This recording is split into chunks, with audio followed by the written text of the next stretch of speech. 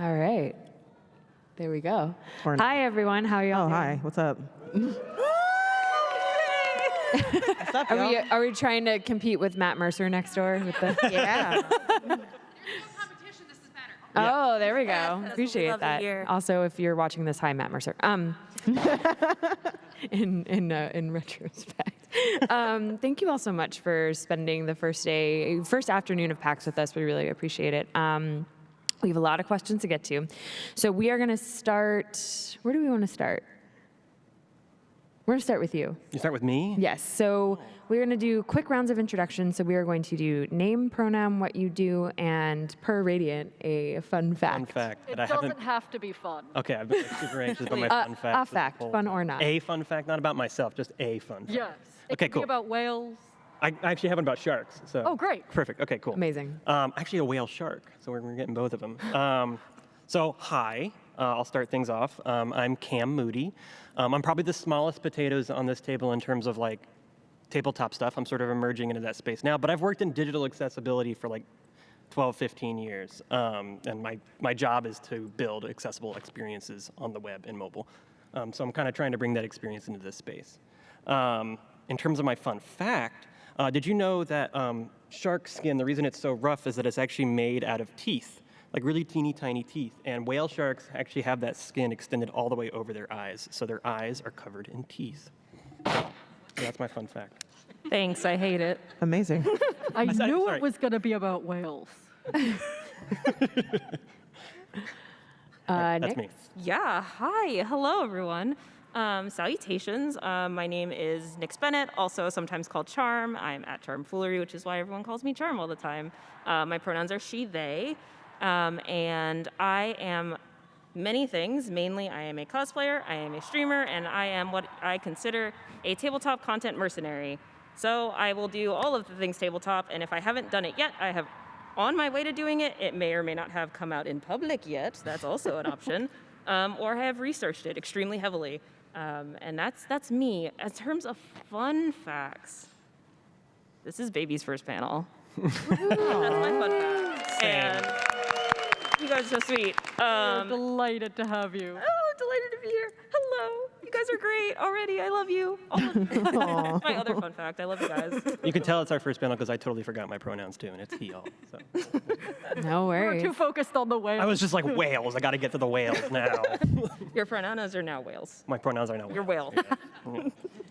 All right. Hi, everyone. My name is Radiant G. My pronouns are he, him, and I am the producer and a voice actor at Blackfield Entertainment. Our game Ink Inside is coming out next week. Woo! I am also the one who organized this panel, and I am also the site lead of Press Space to Jump, which is a indie games journalism website. So that is me, and my fun fact is my favorite anime is Yu Yu Hakusho. Let's go. Yeah. Let's actually move over to Ambrose, and then Oh, we'll what? end with me. Okay, hi. What's up? We were going down the... Hi, everybody. I'm Ambrose. I go by any, all pronouns. I am the creative director and founder of Othersider Studios, which focuses on horror, mystery, and intrigue. I am also an award-winning TTRPG performer, so yay. And I'm a UX UI designer, so we have to bake in accessibility into all the things that we make and do. That's just the part of the thought process of anything that we make. Fun fact? I almost got a black belt in Taekwondo, karate, and kickboxing, but I did not have enough money to run those tests, so I'm kind of lethal, not fully lethal. Just lethal enough. Just lethal enough. Enough to be dangerous, that's all. Perfect. Quinn. All right. Hi. Hello, everyone. My name is ctrlaltquin. My pronouns are they, them. I'm a Twitch partner, a host, a chaos demon at many tables. And I'm also the video editor for Press Space to Jump. Fun fact. Oh, let me see. I own 92 Star Wars shirts. Whoa. You need to talk. Yes. Thank you. I know. Exactly. Yeah. I love Star Wars. Yeah. So.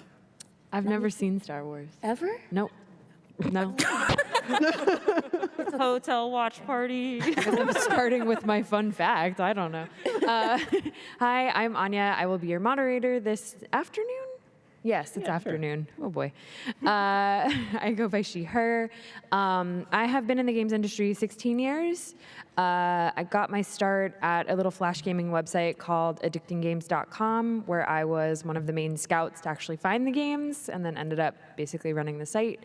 I worked for Nickelodeon for a while. I did content development. I think I'm most known as the former director or head of games at Kickstarter, where I was at Kickstarter for 6.5 years. I went fully freelance a year ago, so I have been working entirely on my own and by myself. I am a part-time community manager for a little tabletop company called Resonum, which has been really fun. You can visit us on the floor at 3533. I do other things in crowdfunding, business development. I'm just like a trench coat of soft skills. And then when I'm not doing game stuff, I am also a musician in New York City. And my fun fact is I opened for NoFX twice this summer.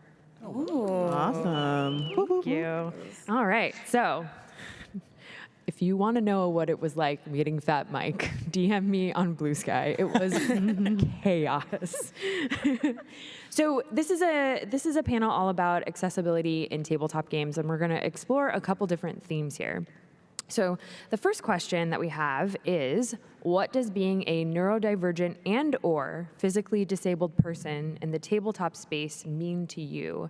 And I don't really want to call on anyone. If anyone just has the need or desire to respond immediately, please feel free to jump in. And if not, then I'm going to teacher this and start calling on I'll people. jump in. Yeah. I'll jump in. I have huge ovaries. Let's go. That's my way of saying I have the cojones to do this. All right. And actually, sorry, really quickly, if I cut you off, it's not because you're saying something that I don't like. I just want to make sure that and this is for everybody, this is not targeted at you, I want to be very clear.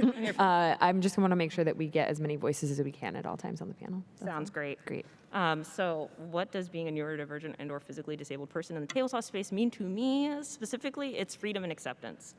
Realizing that I had a disabilities as an adult was very opening the doors to a cage that I wasn't sure I was ready to step out of. And the tabletop space has been that safe little welcome mat of freedom for me, of being able to say, hey, I have ADHD, I need help understanding something really quick. I need a moment. Same with autism. I needed an extra step, and that was my little walkway towards feeling like I could exist in the world again, without hindering my own self. Because when you grow up not knowing you're disabled, you hurt yourself in a lot of ways. And the tabletop space was my space to go, I can learn from this, and I can grow, and I can learn how to work with the things that I thought were bad about me. So it's freedom, it's acceptance, it's a place where people kind of start to love themselves again, and that's my world. I love that. Oh, thank you. For me, I would say it's about having a keen eye. I feel like the way that I look at the world is so different because of my disabilities. So when I'm involved with something, or if I walk into a room, I'm instantly seeing the things and how it's not built for me. Mm-hmm. And I try to use those things to educate others. So being a part of the tabletop community has given me that opportunity to learn with others while making safe places for myself and people who relate to me. So, I love that. Mm-hmm. Yeah, and sort of building on that, for me, the biggest thing, because I'm usually the GM or the storyteller in most of my tabletop experiences, so it's really important for me to do representation well and to re-represent people who have been poorly represented. So I'm obsessive compulsive, and it's probably one of the most horribly represented things in pop culture. It tends to be very quirky and comedic and not realistic to what it's actually like living with. And I think it's important to use this space to tell the stories of people who live with these things in ways that is actually representative of them, and to sort of let them have those stories in a way that people can interact with. So as a storyteller, I try to step into those shoes, not just my shoes, but other people's shoes, and show that world in a properly representative way. For me, I think that the most cool thing about tabletop compared to digital games is the ability to homebrew things, have house rules, because there's so many little things in digital games where it's like, oh, this suddenly isn't accessible to me. But in a tabletop game or, dice, card games, tabletop RPGs, you can be like, well, I want to change that bit, or let's do that a little different. And we can just adjust it right at the table rather than having to make some sort of huge change or write the company or anything like that, right? Like it's just, oh, well, that doesn't work for us. Let's do it this way instead. And I think that that's really cool. It doesn't go in a backlog for 6 months. I believe that what it means to me, kind of like similar to what G said, I would say the flexibility to be able to do what you want to based off of what best suits you, because not one thing is going to be modeled for everybody. We would love it to just go to hey, here's the thing, everyone understands it. No, we are all so very much built different always. We have to see it as hey, having homebrew, being able to be flexible with that, and homebrew is wonderful. But also, people should also design games in regards to hey, keep in mind, it's not just able-bodied individuals here. There are people that might not be able to read a book or a tabletop from the beginning to the end the way you think. So try to make it a little easier for anybody to pick it up, or whatever their learning style might be potentially. I would also say that tabletop, to me, being neurodivergent, is being able to explore identity a lot. I found out that I was autistic because of tabletop, and having a group of people be like, hey, by the way, I got called out on a panel, for a panel, being autistic, by the way. That's how I found out. A whole bunch hey, did you want to be on this panel? What do you mean? Oh my God. It's what do you mean? What do you mean? You're autistic, right? I'm like, where did this come from? Can you explain to me? And why do you think this? And then they listed it for me. And realizing that, I was able to explore that part of my identity in character, as well as people that I was safe with exploring with. So I would say this space is also some place to explore who you are and be safe with that, or find your people to be safe with. Yeah. So, yeah. Nothing's better than some peer-reviewed autism. Yeah, that was great. And I felt comfortable with it, even though I got called out. I felt very seen suddenly. But I felt safe in that group of people. Safety is so important. Very important. It sounds like if I were to summarize some of this, there's a couple things that I'm hearing. One is exploration of identity in and out of game, and I think it's important to make those distinctions. Two, also just exploring, learning about your disability as an adult. I believe that's what you said, Nick, which I think is really interesting, and I can see that also encompassing in and out of game exploration. And also, to Quinn's point, having safe spaces, which I think safe spaces in TTRPG is one of the most unique elements of this community and the games that we play, which is really interesting. And so with that being said, knowing that we're talking about exploration of identities and safe spaces and exploring just different things that make us unique and wonderful humans, what are some tabletop games that have great accessibility features? This one I was struggling with because I couldn't think of a specific game, but I could think of an accessibility thing to keep in mind when you're making a game that has a Jenga tower, like Dread or whatever. Some people started doing this thing where they made an alternative to it, so that if you can't physically move the Jenga tower because it's shaky, it's physical, using cards instead, or an alternative to playing the game so you can still enjoy it. There was a couple of games that I looked up, but I really wish I remember the names of them. I just know they're on itch.io, but yeah.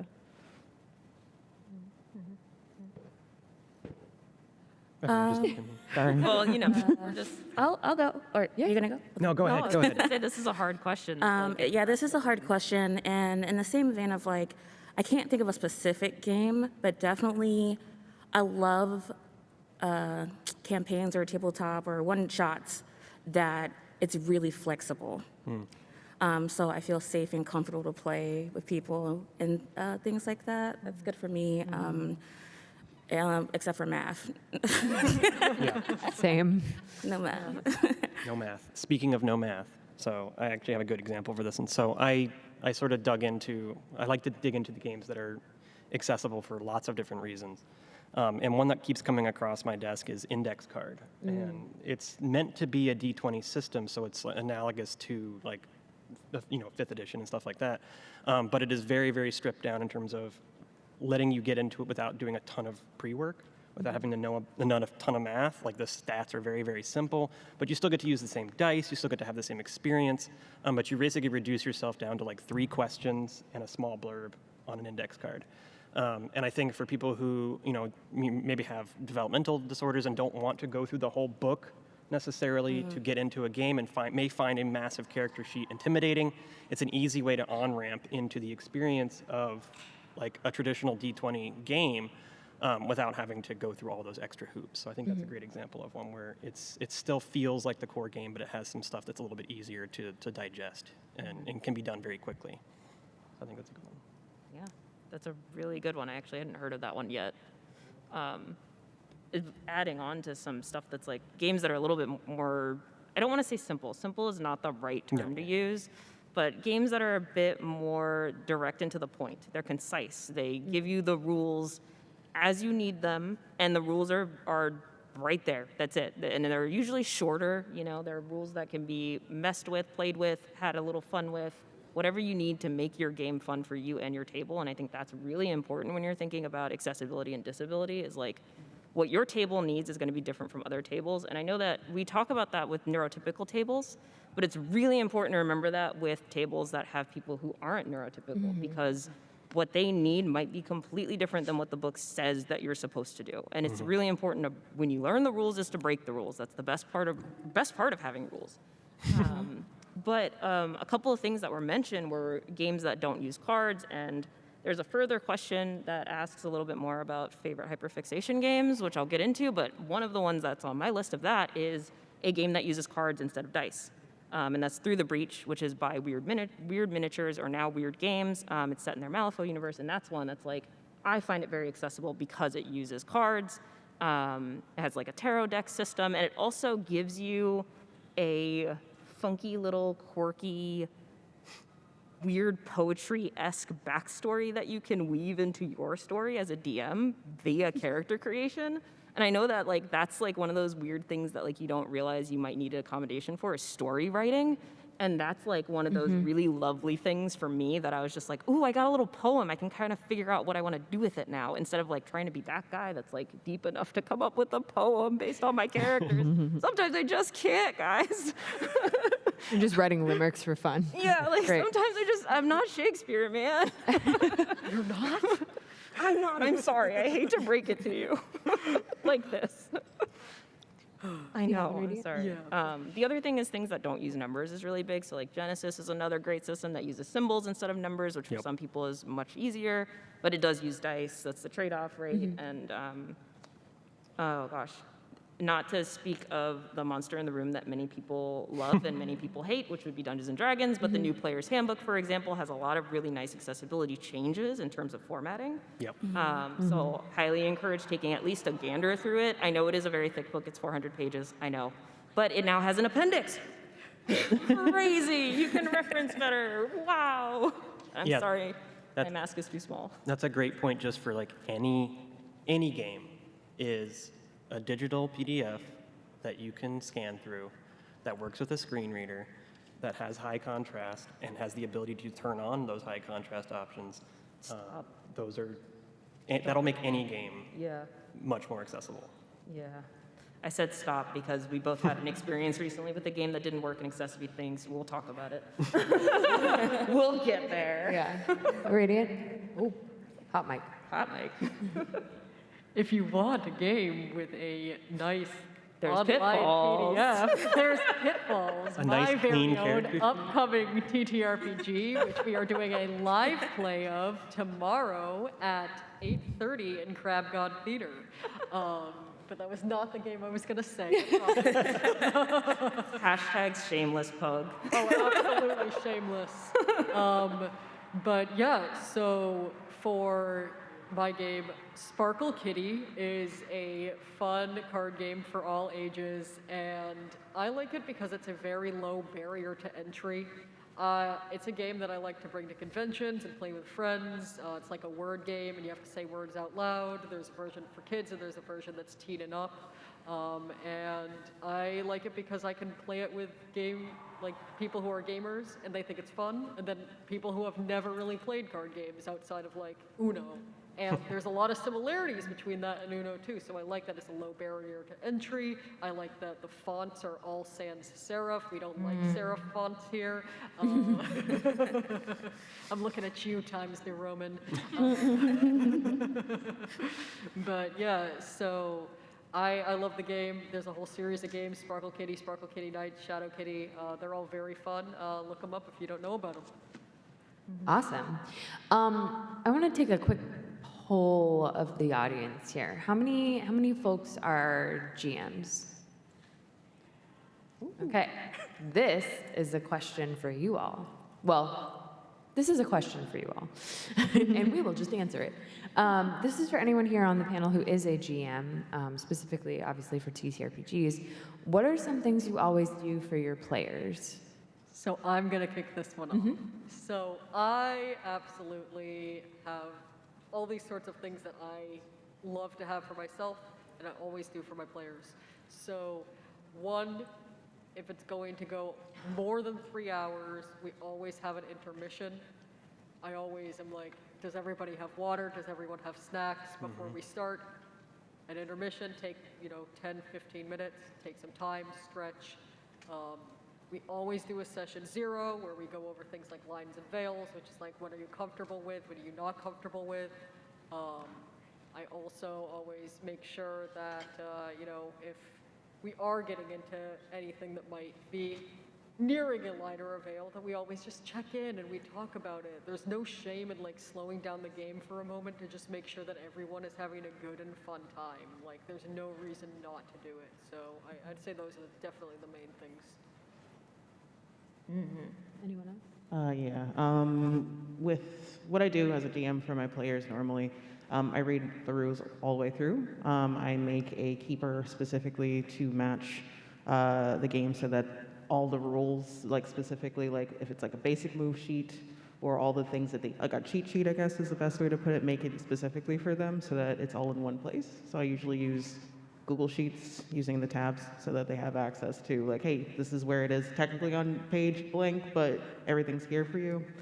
Here's your character sheet, like auto populate in notes so that like they can I think it does get picked up by screen readers, but notes as well as like, hey, this is what this means, just like for reference, so you don't have to flip through the pages to like find exactly where it is. Everything is like quickly right there. Yes, it does take a little bit of time to do those things, but I want to make sure that like, hey, if I make a keeper, I'm going to use it again for another group of kids, like not kids, another group of players in general. And also kind of in terms of just how a session goes, going back to what G said in terms of check-ins, like it is like also reinstating like, hey, it is okay if like you need to step away. It is okay if you ask me questions. I'm not going to get upset because like we're learning this together. I also don't care if like you've played this, I don't know, like several times already and you still have questions to ask me because sometimes like our mind is focused on other things.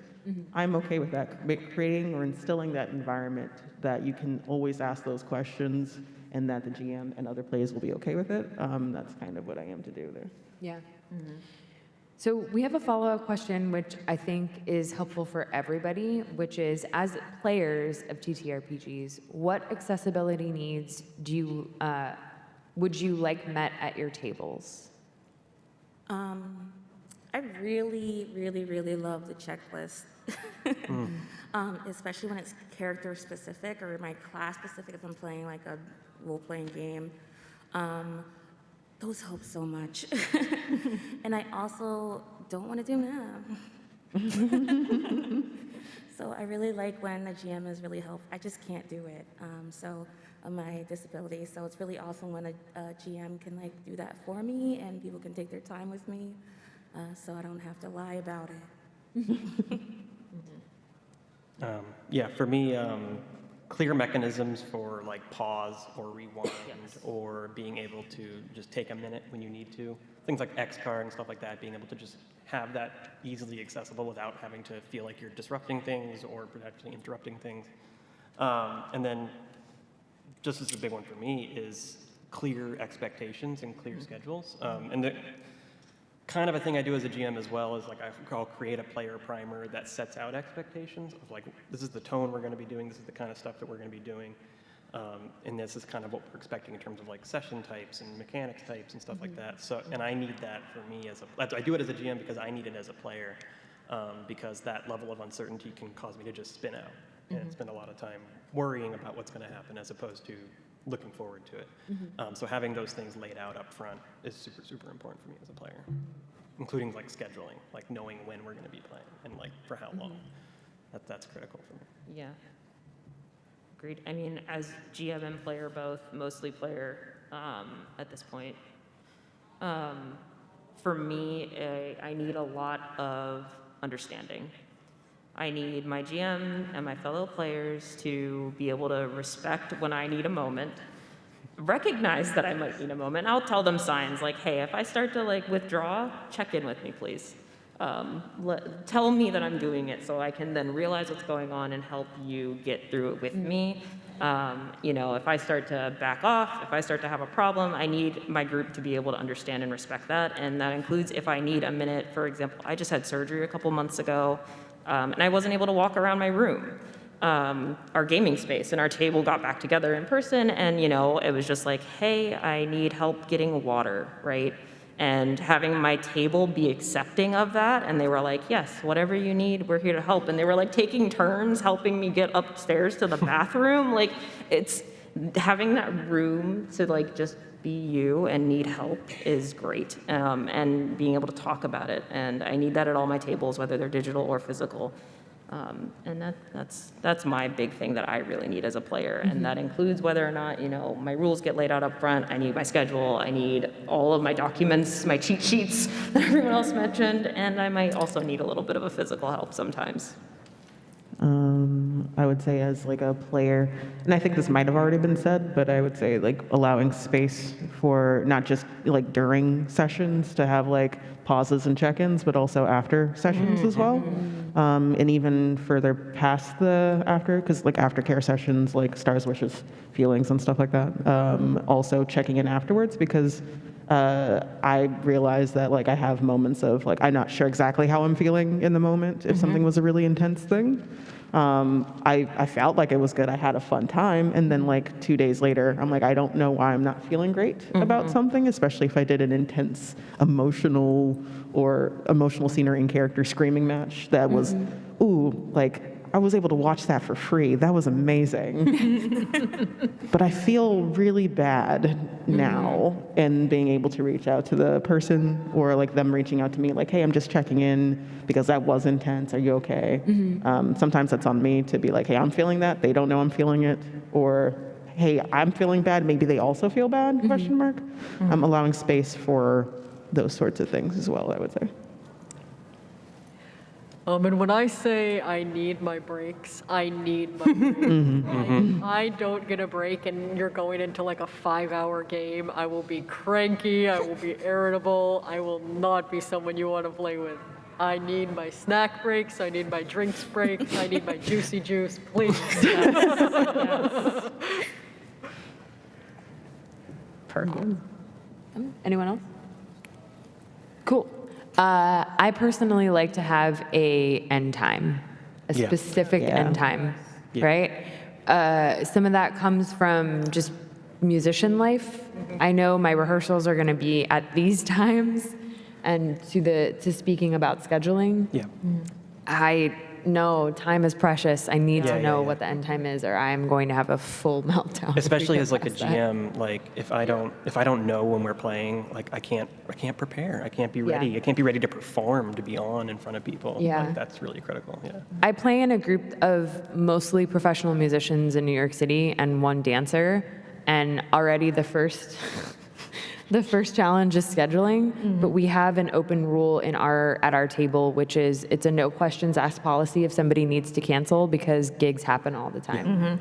And it took us a while to kind of land on that, but it was helpful for us as a table just to be like, okay, no questions asked. Yeah. Yeah, not be anxious about it. Yeah. Speaking of, honestly, that's a really good accessibility thing you can do for your tables, is to just be open to change. Yeah. Stuff happens. I wanted to curse so bad, but stuff happens.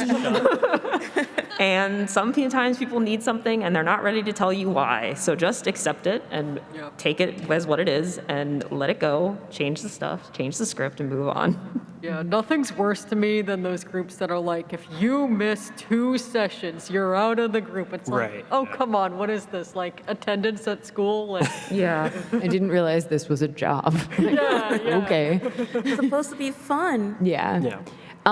So speaking of making spaces accessible and safe, not only as a GM, but also as players, Session 0 is obviously the most important and easiest way to facilitate that. So I'd love for you all to describe your ideal Session 0 at a disability-friendly table. When it comes to like lines and veils, I love the privacy of that, because I think sometimes when I have to like assert what I need in front of others, I get like the spotlights on me, like I'm slowing things down because I need it done this way. So I really like discreet ways for us to feel safe with our GM to talk about the things that we need, and it's not necessarily like pinpointed at me. That's really important to me. I would say the best way to put it is create like a script of what your Session 0 is going to be and share it with your players so they know what's to expect from the very beginning to the very end. So if they're like, because each Session 0 I've been to has been very different. More times than not, they tell me exactly what's going to happen. So like, oh, hey, we're coming in, we're going to do introductions, then we're going to do this, then we're going to do that. I'm not going to remember everything you say, so like I really do appreciate when someone like gives this is a bullet point list of exactly what we're going to be doing, and this is how we're going to be doing it. Any questions before we like jump into the Session 0? Cool, awesome. So like any needs that you need before we start the Session 0? Like any adjustments to this plan at all?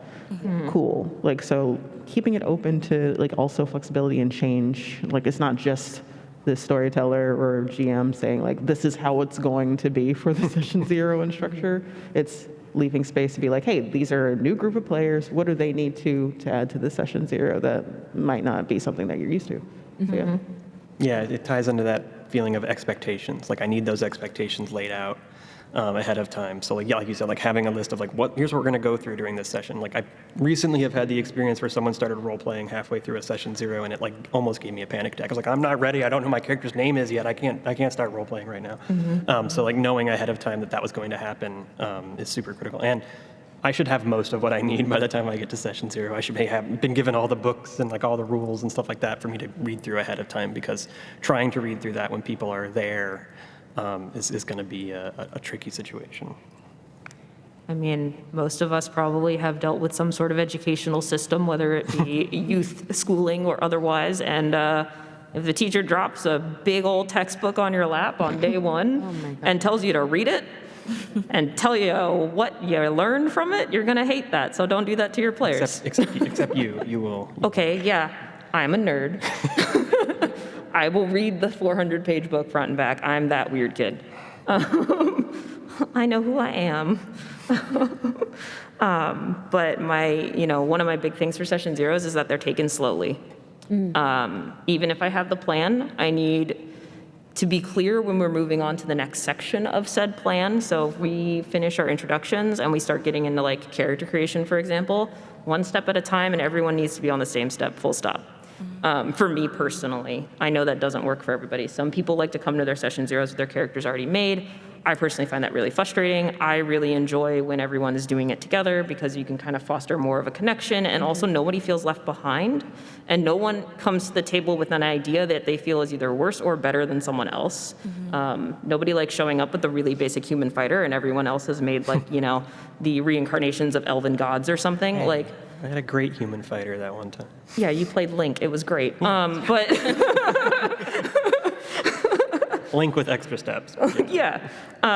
So I really appreciate a session 0 that's taken slowly and carefully and checks in with everyone, make sure that everybody's on the same page. If someone is struggling with explaining something like, hey, how do I mark down X thing on my character sheet? Someone slows down and says, I will explain it to you. And we pause for that. We don't talk over them.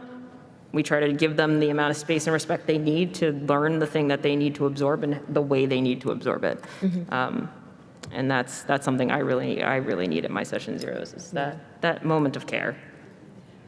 Yeah, for me, I like it when there's some sort of form or something, especially like a lines and veils form before the session 0, so that you can sort of go over in your head of like, oh, well, I know that we're not going to touch on any of these things because I already filled it out. So we're already at the same baseline with each other. Let's figure out what else is on the table. Yeah, absolutely. And in the case of some of us, like myself, when it comes to lines and veils, I have some very specific things that I don't want to talk about with people. And sometimes those things are on a lines and veils list, and I need to mentally prepare myself to be able to go, hey guys, I got a problem with this, and this is why, and not break down in front of my new friends at my new table. Like, I need that moment to prepare mentally for those sorts of things and those hurdles. And that's kind of the beauty of session 0, right? Yes. Like, it gives you, it's supposed to be sort of it's a tone set, right? I personally like session 0s just to kind of get the sense of what's going on, because I accidentally joined a campaign not realizing that there was like deep, rich story character development. And I truly, people were writing like 4 or 5 pages on their character, and all I wrote down was, I'm playing a goblin named Toenail. And I was like, oh, I have gravely misunderestimated this. Goblin named Toenail is 4 pages worth of information right there. Yeah. Like, you're good. Well, they were like, I've GM'd at tables with both, and yeah. She's usually the 4-pager, but it's fun both ways. Yeah, I didn't know, and I was like, oh, I vastly misunderestimated. Totally what this understood. is. Just reprint it out. Goblin. Page, yes.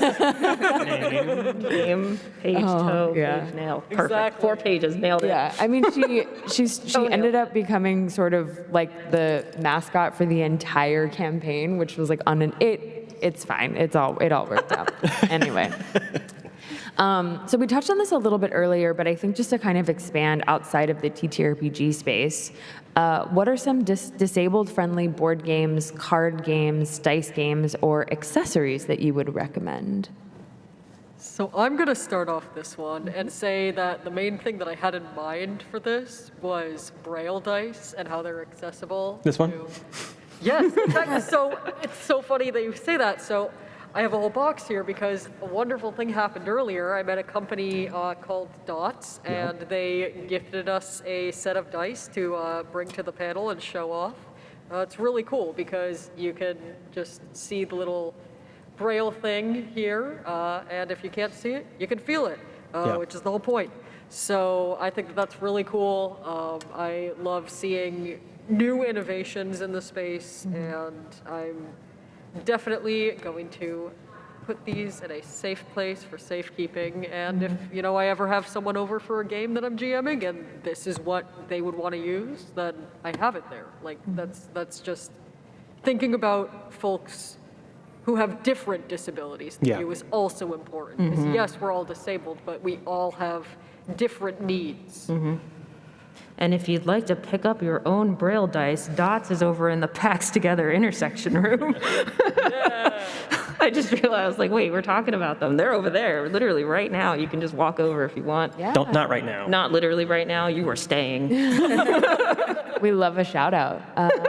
Anyone have any other games, accessories? Yeah, I am. Items? So in the digital space, one of my favorite tools that I've used with decent success as like a VTT, and typically VTTs are not or virtual tabletops are not super accessible for people who are visually impaired, nor mobility impaired. Like the keyboard navigation is typically not great. Things are typically mislabeled. But the most recent iteration of Owlbear Rodeo, the most kind of one-off weird one of the bunch, is like top notch. You can literally control all the way down to your character moving across the map, all with keyboard. Everything's properly labeled. Like if I fire up a screen reader just to like test through it, which is what I do in my day job, just to test through it, everything is identifiable to the point where like, you know, my blind colleague can roll dice through the dice roller in Owlbear and get a good idea of what's happening in the game.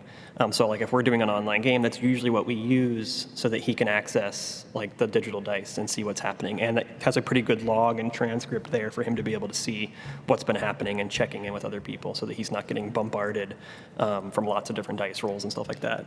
So it does a really good job of like facilitating that.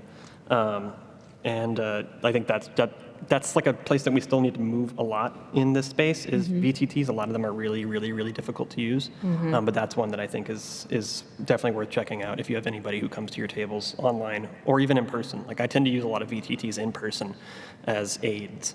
And that's a great way to do that too. So I'm actually going to combine these next two questions and let's see if I can do this actually.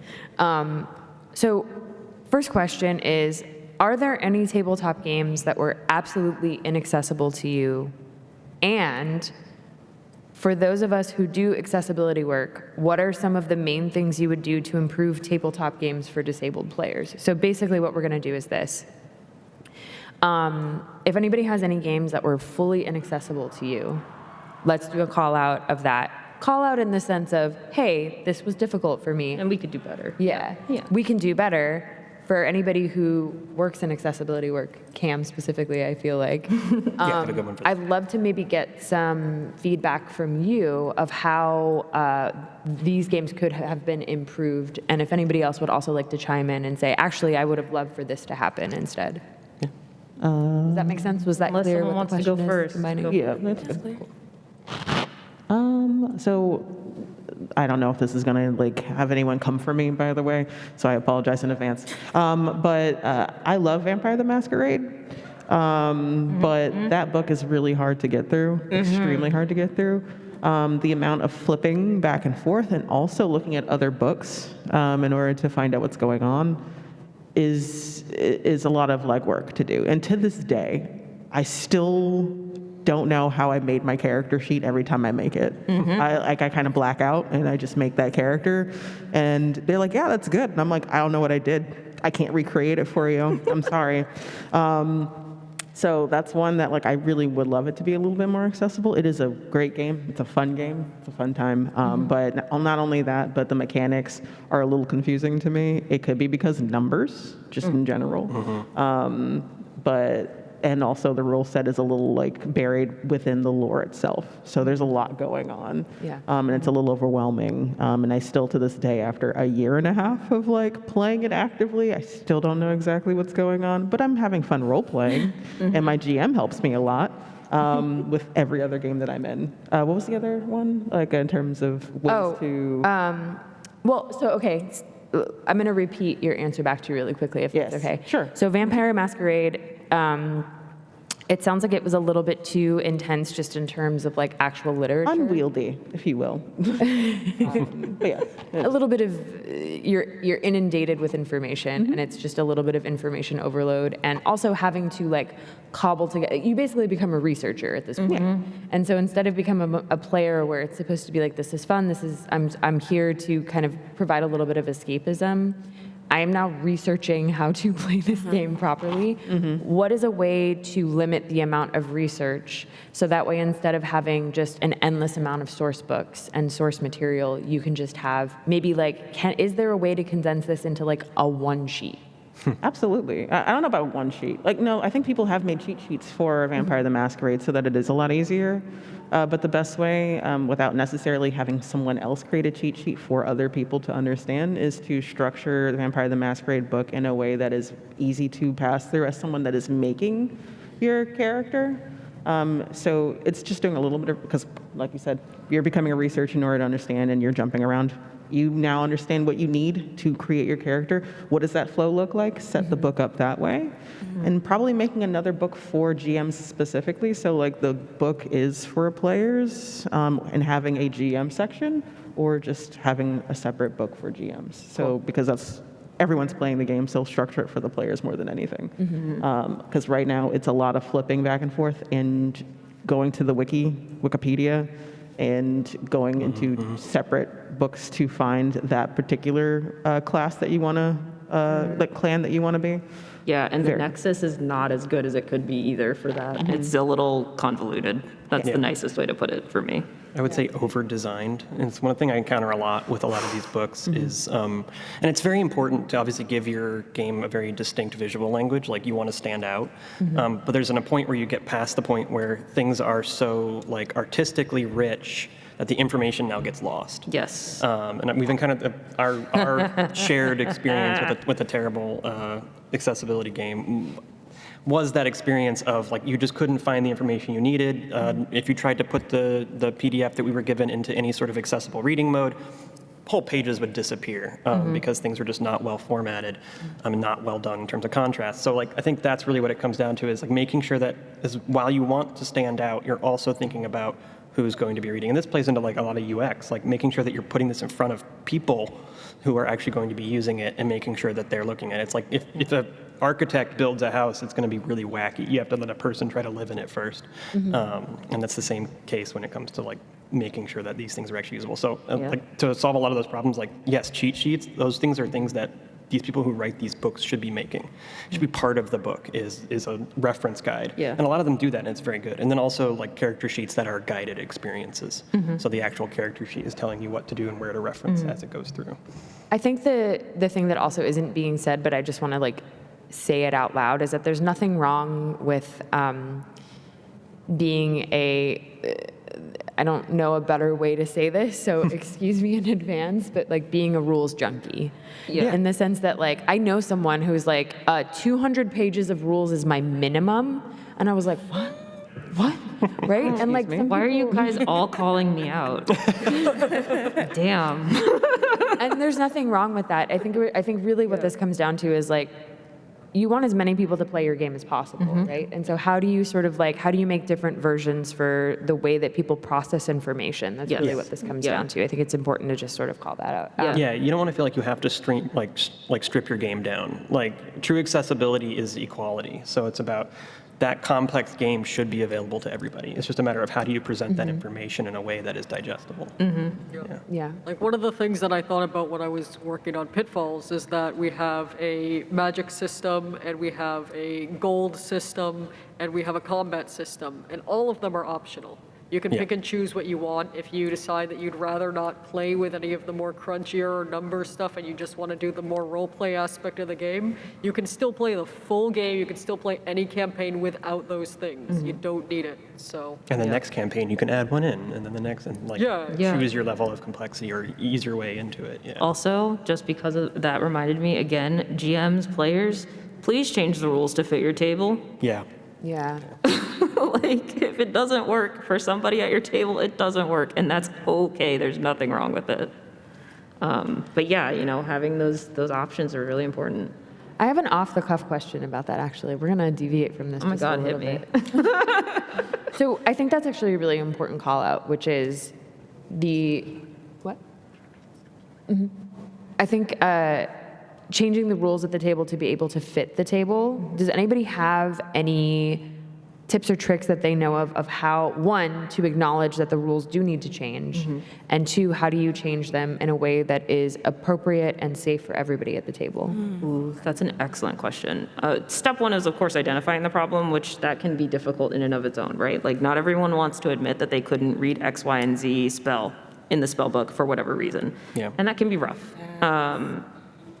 You know, like that's a hard thing to say. Like, I can't read this for whatever reason. Like, it's rough in these parts.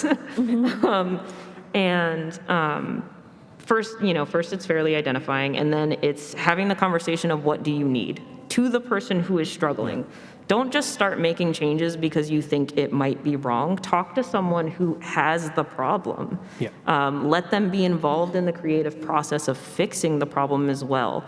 The worst thing you can do is tell someone who has a disability, I fixed this for you in a way that I know will work for you, and then it doesn't. There's a very important phrase we use in accessibility, which is not about us without us.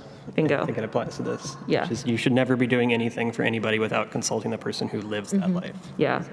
So, if you run into rules that are not working with one of your players at your table for whatever reason, whatever disability that they are dealing with, talk to them about it and have them help you through how you can change it in a fair and equitable manner for both of you and for the rest of the table. Yeah, and sometimes you don't even need to change the game. If you're a GM and one of your players is struggling with something, sometimes it's just you pulling them aside and being like, okay, so you don't want to have to look through all 2,000 of these spells.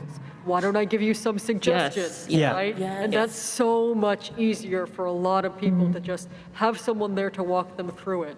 I'm someone who has not read end-to-end on the DM's manual on Dungeons & Dragons, but that doesn't mean that I don't GM. I just, that's not my style. Yeah, I've never read it. She does that for me. Sometimes I have people like you. Hello. Who can help me out with that stuff. And it's great. Like, sometimes it's just bridging that gap for someone, and then they can be playing the game the same way as everyone else. It's just a little bit of extra help sometimes is all they need. Also, if you have a rules junkie or lawyer, however term you want to use at your table, please use them. Yeah. They are such a good resource for how to break the rules but still make the game fun. Like, I'm one of those people, but like, oh my gosh, if someone comes to me and they're like, hey, this rule doesn't work for me, but I know you know this rule really well, how can we make this fair but not break the game?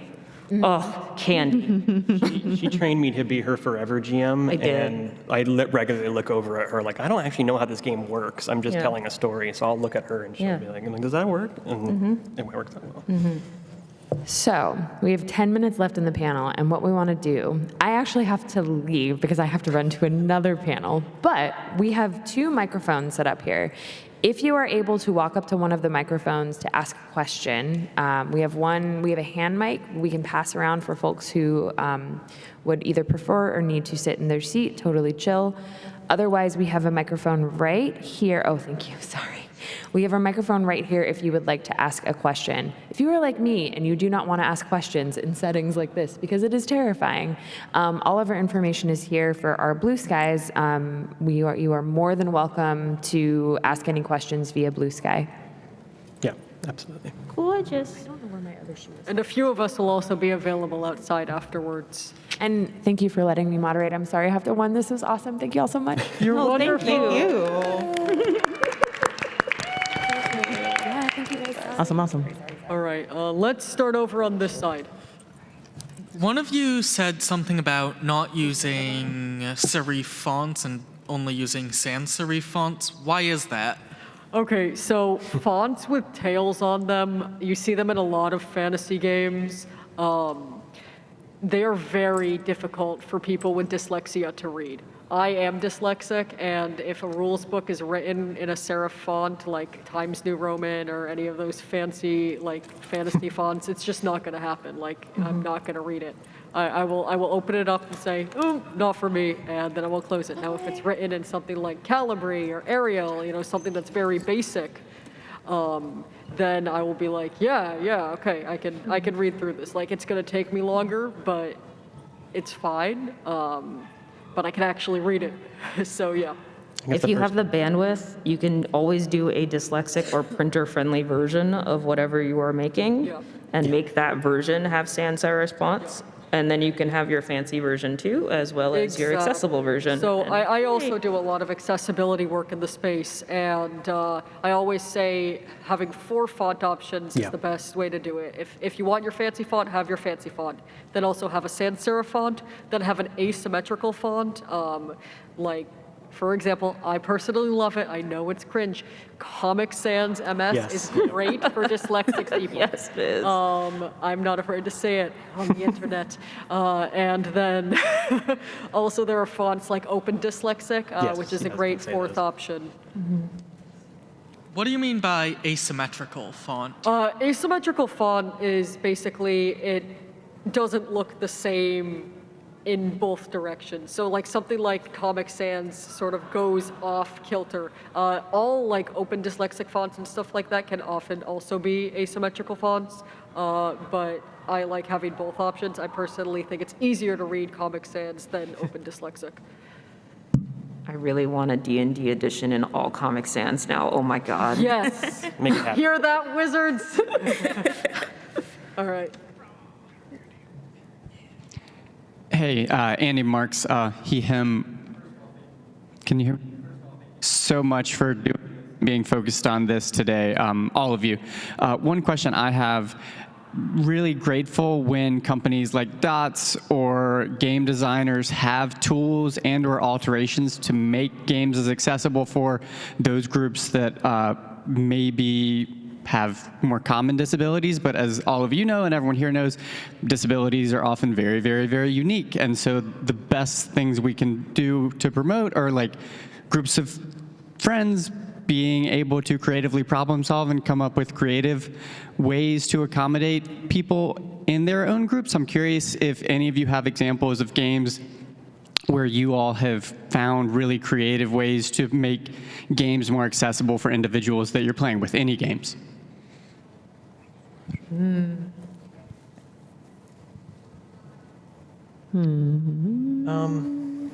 Yeah, I think the best example I have. So, like I said, I work with a blind colleague who I've been trying to get into D&D, and like as cool as the Braille dice are, Braille is really only realistically known by about 10% of the visually impaired community. So it's actually not super commonly used. Like it's useful in a way, but obviously most people don't know it unless they're typically like blind from birth or something like that. So having a plethora of tools that accommodated to what he was already using as his accommodations, like his iPhone is his tool. And so like he uses like image recognition and tools on that, and finding ways to put those apps and stuff like that in his hand and that worked well with the tool he was already using solved a lot of the problems rather than trying to find some like cookie cutter thing that was already out there. And honestly, it just came down to as simple as like putting it in a plain text readable format and putting it in something that he's already using. And it took a little bit of extra effort, but it just took me talking to him and being like, what tool do you use that like you like to work with? You know, how can we put something that you need in front of you in a tool that you're used to? And I think it's just, that's where it comes down to, is like meeting someone where they're already at rather than trying to put something new in their hands. Hi, apparently I'm here to answer your question. I am one of the moderators for D&D and D&D Beyond, and I reached out to one of our community managers. If you'd like the contact information, she said I could go ahead and give it to you after the panel's done. Oh, sounds sounds great. awesome. We'll get outside. Happy to talk. I know specifically this one has ripped through D&D Beyond many times with accessibility tools and has come to me screaming. So happy to talk. Absolutely, yeah. This one's going to be our final question. We got two. Oh, we got, okay, two more. Let's go. I don't know. I am in the process of opening a board game. And I want to make the space as accessible as possible. What resources can I investigate to help me do that? I've reached out to like blind community, visually impaired, hearing impaired, neurodivergent communities. I've gotten a little bit of feedback, but there aren't like gamer-specific people in those communities that I have found that can help me design the space that I'm building. Make sure that there's not steps in there. Step one, no steps. No steps. No, Make sure that your accessible door is also your front door. Yeah, go ahead. do you have a recommendation? Yeah, because it hasn't been brought up yet, I'm hard of hearing, and having a caption app on my phone is so helpful when I'm in sessions. Like, and when I'm doing virtual ones, it's kind of easier because the captions are involved in the stream, so I can read what people are saying. But something you could do is like have a Chromebook that just connects to Google Captions and have it at a table for use in your cafe. That would be a good idea. Yeah, that's a really good suggestion. My other thought is instead of reaching out to specifically the disabled community, is to reach out to gaming stores in the area who may have people who are already playing there who are part of the disabled community, right? So like instead of necessarily trying to find like, you know, specifically the visually impaired resources, you might be able to find someone who is visually impaired who's interested in this doesn't work necessarily in a professional environment with their disability, but would love to be involved and just happens to go to a game store. So I would reach out to the gaming stores specifically who know the people you are looking for, which sounds a little roundabout. I know it would be lovely if we could go like one place, but But you're guaranteed to find out what their struggles are. Let's make this a lightning question for the last one. Yeah. You have 1 minute. Sorry, I will make this as quick as I can. So my friend and I are parents to neurodivergent children. So much of what you're talking about are things for adults. What would you suggest to accommodate children that are on the autism spectrum or have ADHD and you're just kind of struggling with managing some of these more complicated games, but that are generally age appropriate? Yeah, so I'm going to say, as I was talking about earlier, sort of house rules and homebrew. I think that that's a really good way to do it because don't underestimate these kids. They are creative, they are smart, they are strong, and it's all about just making little tweaks here and there, and maybe even let them make the tweaks. Yeah. It's like, oh, well, what don't you like about this game? Oh, well, I don't like that there's all this fighting in this section. Okay, well, let's take the combat out of that section and let's do something different. You know, listen to them and don't underestimate them because they are cool kids. yeah. If you have time after this, I, being recently diagnosed autistic and ADHD, but very much had it as a child, my father taught me D&D when I was 6. So I am happy to tell you some of the things of like what I remember of how that game worked, because it did not work like by the book D&D. I could 100% say that. I could tell you some of the things that he kind of skipped over that made it really attachable to me and why I am now 34 and still playing Dungeons and Dragons. So we can totally talk a little bit out front. Let's quickly do an outro. Just say your name, pronouns, and your Blue Sky handle. Hi, everybody. I am Ambrose. I go by any all pronouns, and you can follow me as ssambroseBsky.social. My name is ctrlaltquin. My pronouns are they, them, and I'm ctrlaltquin on Blue Sky and every other place on the internet. I am Radiant G. My pronouns are he, him, and I am radiantg.bsky.social. Hey, I'm Charm/Nix. You can find me on @CharmFoolery on literally everything, and on Blue Sky specifically at charmfoolery.bluesky.social. She, they, and hey. Yeah, and I'm, again, Cam Moody, he, all, and you can find me on Blue Sky and other socials just as typically MyriadPro, your favorite sans serif font. Thank you, everyone. Thank you. Thank you so much. You guys are awesome.